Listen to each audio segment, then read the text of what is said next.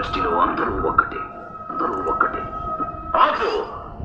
నువ్వు చేతులు కట్టుకుని కన్నీళ్లు పెట్టుకున్నందువల్ల ప్రయోజనం ఉండదు. ఈ పాపారాయుడు తీర్పులో మార్పు ఉండదు. మీరిద్దరూ ఒకే కడుపున పుట్టినంత మాత్రాన నువ్వు చేసిన తప్పు వీడి మంచితనం వల్ల ఒప్పైపోదు.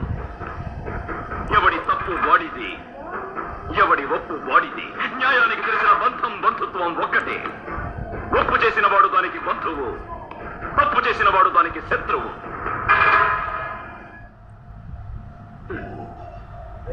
నా దృష్టిలో ఒక్కసారి తప్పు చేసిన వాడిని క్షమించడం, మరోసారి తప్పు చేయడానికి వాడికి అవకాశం ఇవ్వడం. అంతే కదా ఆచార్య గారు? అయ్యా, 100% అంతే. శభాష్. రేపు పంచాయతీలో కలుద్దాం. ఇక మీరు బయలుదేరొచ్చు. రాయుడు గారు, తమరు మరొక్కసారి